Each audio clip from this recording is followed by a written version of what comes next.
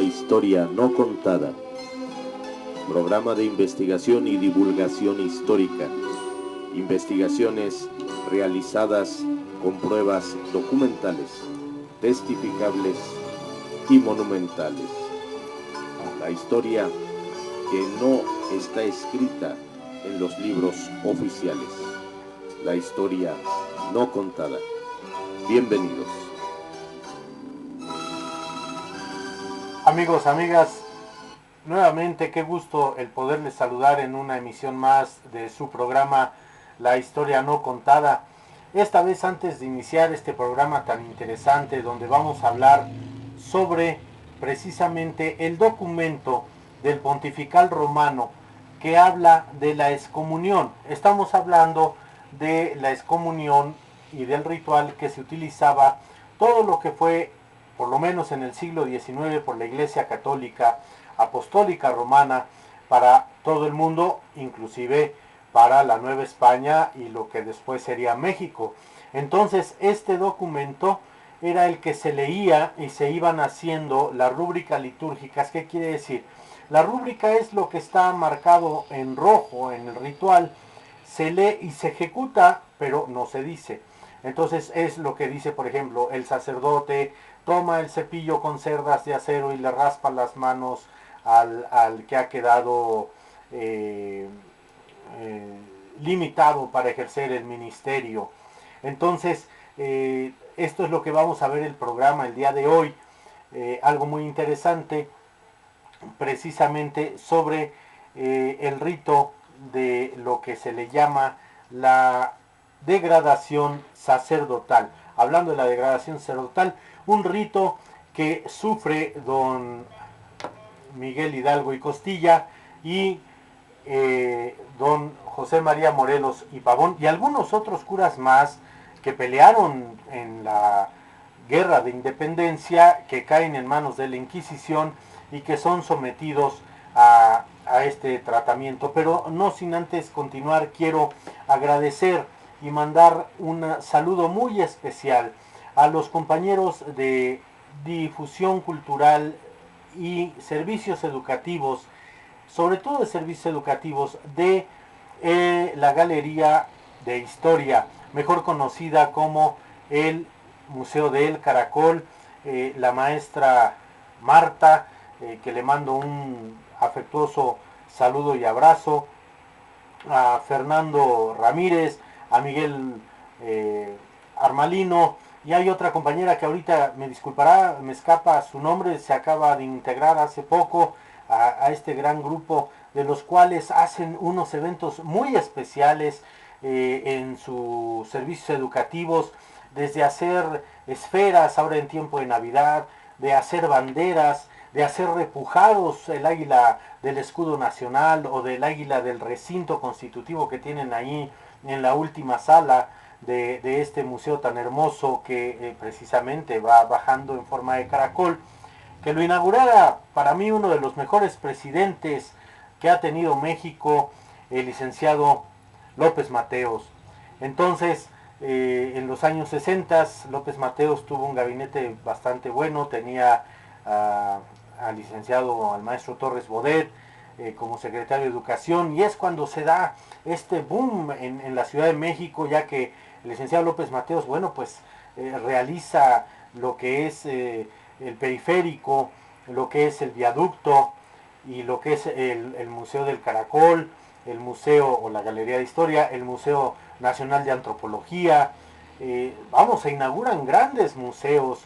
El sede, se ve la sesión de los terrenos, donde ahora conocemos estos grandes museos históricos, el Museo de Historia Natural, de todo lo que es el circuito de Lina, en cuestión museos y todo el apoyo que se le da a la museografía. Déjenme decirles que la Galería de Historia, el Museo del Caracol, bueno, pues es un museo que tiene un acervo propio en el aspecto de que está hecho de maquetas, de dioramas, que estos dioramas, estas maquetas, a partir de la cuestión virreinal hasta la Revolución, bueno, pues fueron hechas explícitas para ese museo, o sea, no son piezas de otro museo o piezas prestadas de otro museo para ese lugar. No, fueron hechas, pensadas precisamente para ese museo. Tienen una proyección pedagógica impresionante, muy bien ambientadas.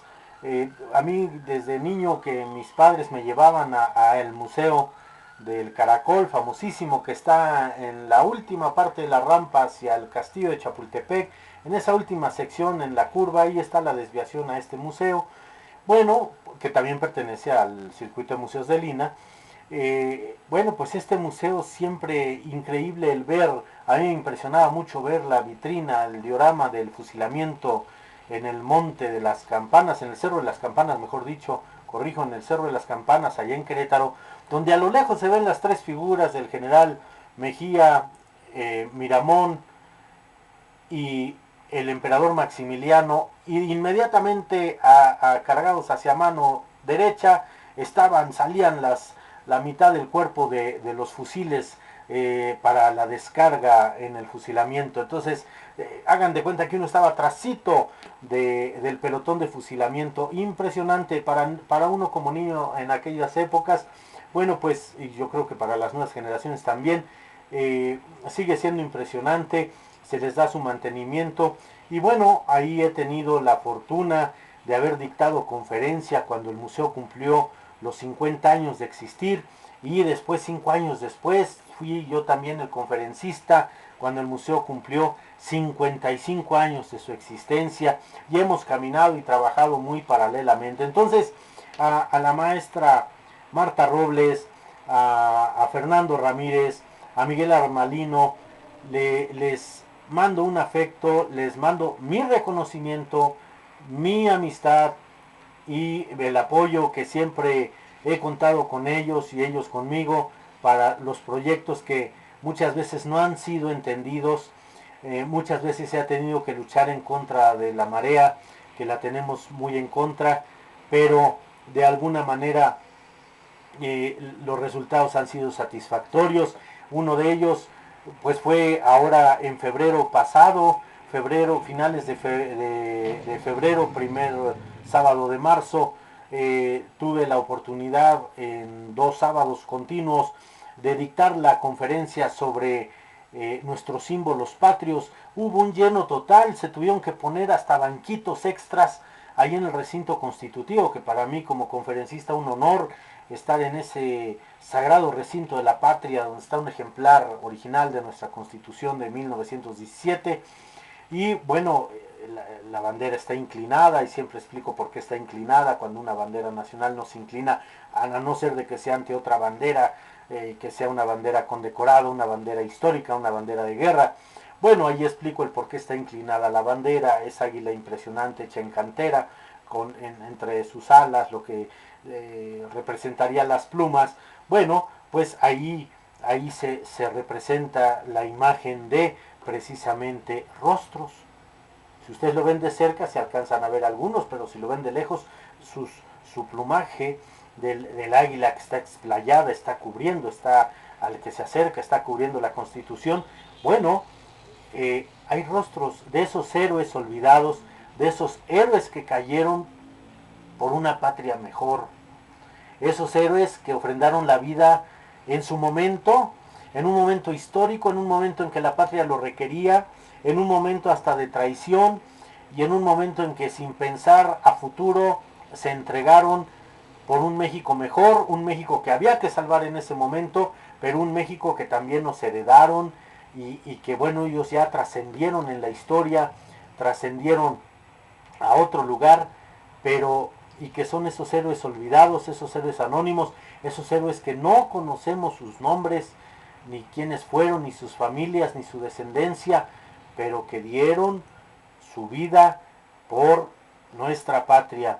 Y para ellos no me cansaré de decir nuestro reconocimiento, o mi reconocimiento como mexicano comprometido que soy, para ellos. ¿Por qué? Porque si no, México no sería lo que es hoy, pese a todas las vicisitudes que vivimos, pese a todo lo que tenemos en contra, pese a tener siempre la presión de los gobiernos extranjeros y saben a quién me refiero, que a fuerzas quieren hacer su voluntad y que México sea su lacayo y que México sea el que prácticamente sea su sirviente, pero gracias a esos héroes, México no ha sido eso. ¿Ah? Entonces, la historia moderna de México, bueno, pues nos lleva a tener nuestros héroes, nuestros traidores, y bueno, pero es una historia moderna que nace por ahí de 1923 a 1925 y la crea, bueno, pues es el producto de un partido revolucionario que nos gobernó tanto tiempo. Bueno, es lo que nos hacen creer. Por eso este programa, que gracias a ustedes ha tenido un éxito rotundo, no puedo decir que sea el mejor, como otros dicen que es el mejor programa de historia. Hay muchos programas de historia, pero bueno, gracias a su apoyo está teniendo ese lugar en su preferencia. Bueno, pues esta es la historia no contada y ahora en este tiempo de apertura en los medios de comunicación, bueno, podemos hablar lo que todavía a mí cuando yo comenzaba en esto, cuando iba a entrevistas de radio o hice radio en Morelia o hacíamos México y sus historiadores del INERM, bueno, pues había cierta línea de no hablar de ciertas cosas o de no decir algo, pues porque la Secretaría de Gobernación siempre está a la escucha, siempre está la línea. Hoy en día no tanto, aunque no deja de existir esa línea, no deja de existir esa situación de no digas algo más allá que pueda herir y ofender susceptibilidades. Pero bueno, regresando al tema, nuevamente les agradezco y les reconozco a los compañeros de servicios educativos de la Galería de Historia del Museo del Caracol. Su amistad, su apoyo, su aprecio es mutuo, saben que los estimo, mi familia también, y sigan adelante con esa labor en pro de el pueblo de México y de la juventud, de los niños que siempre que salen de ahí con una situación que han realizado, alguna artesanía, algo hecho en sus talleres, que son los sábados, viernes y sábados, todo programado, siempre sale con un buen sabor de boca, no tiene ningún costo, tienen ustedes la paciencia para poder llevarlo a cabo y explicar paso por paso en un mundo de gente que circula en ese museo tan querido desde la niñez. Para ustedes, nuestro reconocimiento y sigamos adelante. Bueno, amigos, amigas, pues entrando en materia, y perdón si me extendí, pero creo que es justo honor a quien honor merece.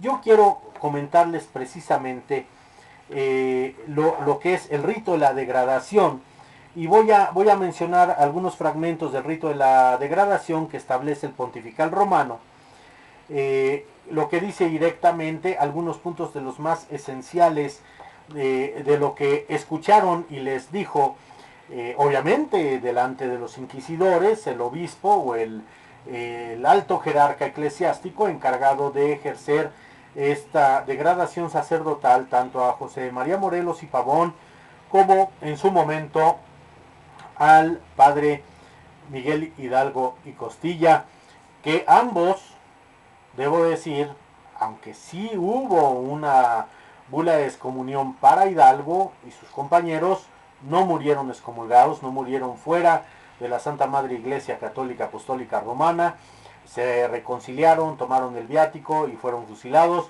Y Morelos, bueno, bastante tuvo con su suplicio, sí lo degradaron, pero con el suplicio de esa tortura mental, esa tortura del infierno, esa tortura que bueno, en México pues siempre ha sido, de decir si no dices la verdad serás reo de condena eterna, te irás a los infiernos, te irás, tú que fuiste sacerdote de Dios, XXZ razón.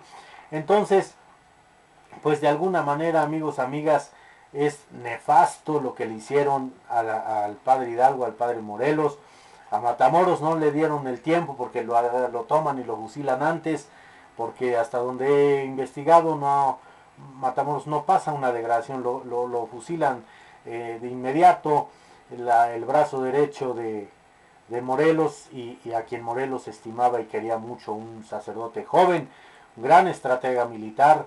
A veces, repito, a veces lo que nada podías estudiar era o ser sacerdote o ser abogado o ser militar en aquellos tiempos para poder tener una formación.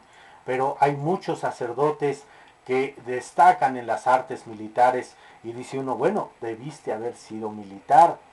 Pero a veces la familia te decían, te pago la carrera eclesiástica y no la militar, pues porque la mamá, y a la fecha las mamás tienen la idea, y así lo decía el catecismo antiguo de Ripalda, del padre Ripalda, decían que toda madre que o consagrara, otorgara o le diera un hijo a Dios, hijo o hija a Dios, que fuera consagrado, se ganaban el cielo. Entonces, pues en aquellos tiempos, en el 19, principios del 19, del siglo XIX, pues qué más que así fuera. Pero bueno, paso directamente y dice así, una de las primeras frases del pontifical romano de la degradación. Dice, apartamos de ti la facultad de ofrecer el sacrificio a Dios y de celebrar la misa, tanto por los vivos como por los difuntos, si no es que más bien declaramos ya había sido apartada. Con esta raspadura te quitamos la potestad que habías recibido en la unción de las manos y los dedos pólices de sacrificar, consagrar y bendecir. Era cuando entonces les raspaban las manos con un cepillo de cerda de acero, prácticamente para quitar esa consagración que después de una oración invocando al Espíritu Santo, bueno, pues se les consagraba, se les ungía la mano con el Santo Crisma, que es el que se usa para la mayoría de los sacramentos, para ungir a los bautizados, es el sello que Dios te pone, para ungir las manos del sacerdote, para poder consagrar, para poder bendecir. Entonces se les raspaba las manos hasta que llegaban a sangrar. Con eso quedaba ya, con su sangre se limpiaba esa huella, esa marca. Y luego decía, iban quitando los botones de la sotana, iban paso por paso de esto que yo voy leyendo, imagínense el rito a lo que representaba. Después decía, te despojamos con razón del vestido sacerdotal que significa la caridad, porque te desprendiste de ella y de toda inocencia, que era una humillación terrible. Luego dice, torpemente arrojaste el signo de Dios simbolizado por la estola. La estola es esa tirita de tela que un sacerdote en cualquier momento puede estar de traje, puede estar vestido como ustedes quieran, pero solamente con la estola puede celebrar la misa y es válida. No es necesaria la alba, o sea, esa como sotana blanca, que se llama alba, no es necesaria la casulla, no es necesaria, ¿verdad? Simplemente la estola es la que da la dignidad sacerdotal. Por eso aquí dice, te despojamos con razón del vestido sacerdotal, que significa la caridad, porque te desprendiste de ella y de toda inocencia. Torpemente arrojaste el signo de Dios, simbolizado por la estola, por tanto, la apartamos de ti, a quien hacemos inhábil para ejercer todo oficio sacerdotal.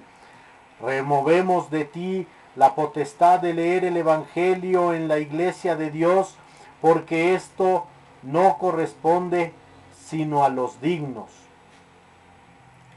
Entonces ahí te hacían hasta indigno de leer la Sagrada Escritura y sobre todo el proclamar el Evangelio. Y luego dice, te privamos del orden levítico porque no cumpliste tu ministerio dentro de él. Justamente te quitamos la cándida estola que habías recibido para llevarla inmaculada en presencia de Dios, pues a pesar de conocer así el misterio, no diste testimonio de vida a los creyentes, de modo que el pueblo consagrado por el nombre de Cristo pudiera recibir tu ejemplo. Te la quitamos prohibiéndote todo oficio de diaconado. ¿Qué era el diaconado? Era antiguamente el primer grado del sacerdocio. Hoy en día el sacerdocio son 3 grados, lo que es el diaconado, que es el que sirve, el presbiterado y el episcopado, o sea, el ser obispo. Todos ellos van a llevar el diácono, el estolón o la estola cruzada, el presbítero ya la estola como debe de ser, y el obispo también, pero bueno, ya con una jerarquía mayor. Con la autoridad de Dios omnipotente, Padre, Hijo y Espíritu Santo, y con la muestra, te quitamos el hábito clerical y te desnudamos del ornamento de la religión y te deponemos, degradamos y sacamos de toda orden, beneficio y privilegio clerical. Y como indigno de la profesión de clérigo te devolvemos a la servidumbre, a la ignominia del hábito y estado laical. Como hijo ingrato te arrojamos de la herencia del Señor a la que habías sido llamado, y por la gravedad de tu conducta quitamos de tu cabeza la corona, signo regio del sacerdocio. La corona era la famosa tonsura, que era precisamente una situación que se cortaba el cabello en círculo. Precisamente se llamaba tonsurado, quería decir que tú ya estabas designado, marcado para el servicio de Dios, consagrado. Pero además de eso se usaba un pequeño solideo que te cubría esa tonsura. Solideo quiere decir solo Dios, y que por ahí era por donde llegaba la iluminación divina. Bueno, entonces de alguna manera te cortaban el pelo un poquito más al ras para que esa tonsura, ese círculo que se marcaba, porque te dejabas un poco más crecido el cabello y esa parte era cortada, bueno, pues entonces te cortaban más el cabello para que se perdiera ya ese circulito que tenías ahí en la parte de aquí atrás, la famosa mollera. Bueno, y lo dice, hacemos declaración pública para que el tribunal secular reciba en su fuero a este degradado, despojado ya de todo orden y privilegio clerical. Entonces el obispo degradante ante el juez secular intercede por aquel miserable abandonado de manera eficaz, de corazón y con toda insistencia, para que se modere la sentencia de modo que no se le quite la vida ni se le mutile, diciendo, Señor juez, os rogamos con todo afecto de que somos capaces, para que por amor a Dios y en atención a la piedad y a la misericordia y a la intervención de nuestras súplicas, no castiguéis a este miserable con la pena de muerte o de mutilación. Amigos, amigas, como ustedes podrán haber escuchado, esta degradación que viene en el misal romano, bueno, pues Morelos, está claro, lloró. Hidalgo muy seguramente en esa situación también ha de haber llorado. Del que se tiene conjetura, de quien se tiene testimonio de ello, es de Morelos.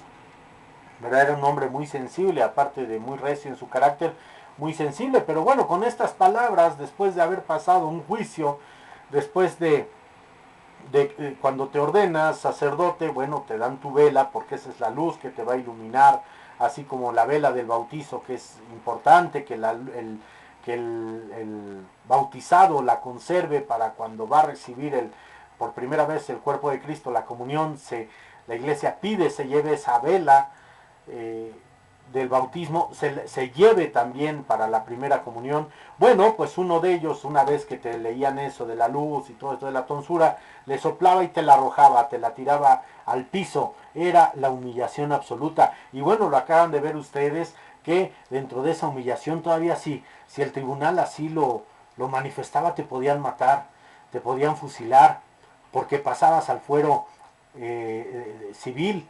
Entonces ya la autoridad civil podía hacer de ti, dependiendo cómo te manejaran las cosas, o te mutilaban, ¿no? Para que la gente te viera mutilado de alguna de tus partes de tu cuerpo, precisamente, y te quedara como recuerdo esa falta tan grande que habías hecho. Pero esta humillación, pues muchos después de haber hecho eso, morían pues de tristeza, morían, se suicidaban, buscaban el camino fácil porque en su mente tenían que irse del lugar, sufrían mucho. En el caso del padre Hidalgo, lo mataron de inmediato y después le cortaron la cabeza. En el caso del padre Morelos, sabemos que una vez degradado, una vez habiéndolo hecho sufrir mentalmente con ese juicio tan terrible, pues lo fusilan en Ecatepec y ya no vive la vergüenza de vivir todo esto. Y eso que conste, esto es la iglesia que predica el amor, es la iglesia que predica el perdón, es la iglesia de todos, la iglesia que Cristo fundó. Pero bueno, pues esto yo quería comentárselos porque se me hace muy importante el conocer, porque bueno, en los libros se dice, fueron juzgados, fueron degradados, bueno, muy bien, ¿no? Es como la degradación militar, bueno, también tiene un rito después de un juicio militar, tiene un ritual, de alguna manera te van descosiendo los botones, los van tirando. Hay algunas películas, por ejemplo, hablando de Morelos, que la hizo el señor Domingo Soler, El Rayo del Sur. Si la pueden ver, es muy interesante cómo lo degradan, y ahí es donde les digo, bueno, aparece cómo le van quitando. Él entra al juicio, a la degradación, con todo su ropaje, toda su vestimenta litúrgica, y poco a poco la van quitando, y después de cada oración le van despojando de todo esto hasta que queda en camiseta y en pantalones prácticamente mundanos, completamente, o sea, su sotana, todo, cada de los 32 botones de la sotana, ¿verdad? Se los van cortando con navaja, los van tirando, la vela la soplan, le escupen, o sea, la mayor humillación. Miembros de la misma iglesia, eso lo hace la misma iglesia, no lo hace en ninguna otra situación, sino todos clérigos. Pero bueno, esperando, amigos, amigas, que haya sido, bueno, si no tanto de su agrado, sí de su conocimiento, este rito de la degradación. Y miren, el próximo programa, no se lo pierdan, porque voy a dar lectura quiénes son todos los personajes que firman el Acta de Independencia de México. Prácticamente nosotros celebramos el inicio de la independencia de México el 15 al 16 de septiembre de 1810, pero no celebramos la consumación, no celebramos cuando el ejército trigarante entra el 27 de septiembre de 1821 y se firma el acta el 28 de septiembre de 1821, y claro, una de las primeras firmas va a ser la del coronel, porque nunca llegó a general, el coronel Agustín de Iturbide. Pero ¿quiénes más están ahí? Porque la mitad del texto hacia abajo, que termina la mitad del texto de la independencia, hacia abajo del acta, son puras firmas. ¿Quiénes son? Eso es lo que vamos a ver en el próximo programa de la historia no contada. Brevemente les diré quiénes son esos personajes. Y bueno, amigos, amigas, gracias por su atención en este programa de la historia no contada, agradeciendo su preferencia, gracias por sus correos, gracias también por los que han adquirido el catálogo de medallas y condecoraciones que presenté en el último programa. Muchísimas gracias, ya tenemos 60 programas al aire, gracias a su preferencia. Su amigo Ricardo Trillanes se despide, esperando vernos y escucharnos muy prontamente. Hasta luego.